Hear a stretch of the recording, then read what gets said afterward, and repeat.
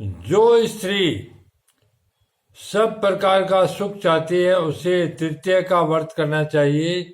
उस दिन नमक नहीं खाना चाहिए। इस विधि से उपवास पूर्वक जीवन पर्यंत इस व्रत का अनुष्ठान करने वाली स्त्री को भगवती गौरी संतुष्ट होकर रूप, सौभाग्य तथा लावण्य प्रदान करती है। इस व्रत का विधान जो स्वयं गौरी ने धर्मराज से कहा था उसी का वर्णन करता हूं, आप सुने।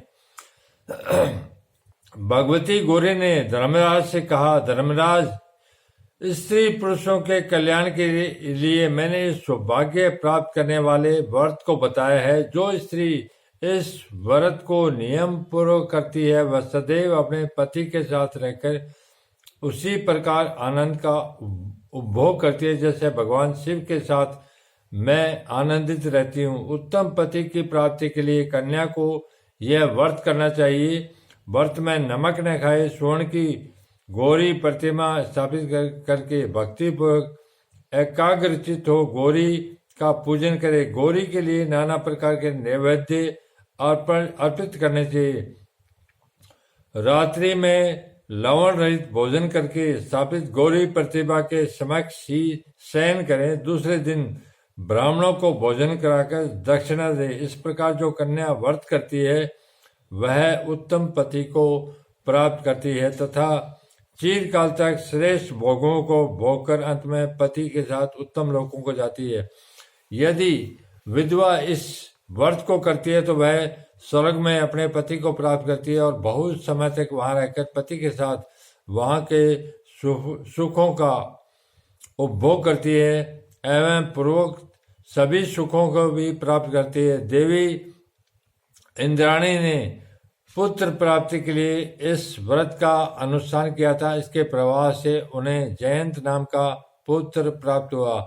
अरुण नंद जी ने उत्तम स्थान प्राप्त करने के लिए इस व्रत नियम का पालन किया था जिसके प्रभाव से वे पति सहित सबके ऊपर स्थान प्राप्त कर सकी। वे आज तक आकाश में अपने पति महर्षि वशिष्ठ के साथ दिखाई देती है।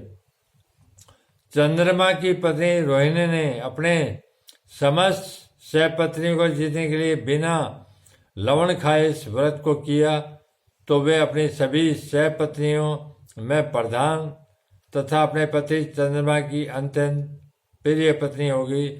देवी पार्वती की अनुकंपा से उन्हें अचल सौभाग्य प्राप्त हुआ। इस प्रकार यह तृतीया तिथि वर्ष सारे संसार में पूजित और उत्तम फल देने वाला है। वैशाख भाद्रपद मास के तृतीया अन्य मासों की तृतीया से अधिक उत्तम है, जिसमें माघ मास और भाद्रपद मास की तृतीया स्त्रियों को विशेष फल देने वाली है।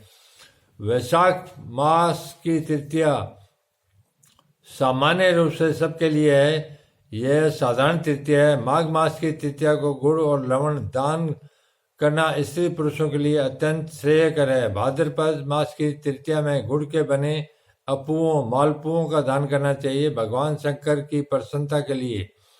माघ मास की तृतीया को मोदक और जल का दान करना चाहिए। वैशाख मास की तृतीया को चंद्र मिश्रित जल तथा मोदक के दान से ब्रह्मा तथा सभी देवता प्रसन्न होते हैं। देवताओं ने वैशाख मास की तृतीया को अक्षय तृतीया कहा है। इस दिन अन्न वस्त्र भोजन स्वर्ण और जल आदि का दान करने से अक्षय फल की प्राप्ति होती है। इसी विशेषता के कारण इस तृतीया का नाम अक्षय तृतीया है। इस तृतीया के दिन जो कुछ भी दान किया जाता है वह अक्षय हो जाता है और दान देने वाला सूर्य लोक को प्राप्त होता है। इस तिथि को जो उपवास करता है वह रिद्धि वृद्धि और श्री से संपन्न हो जाता है।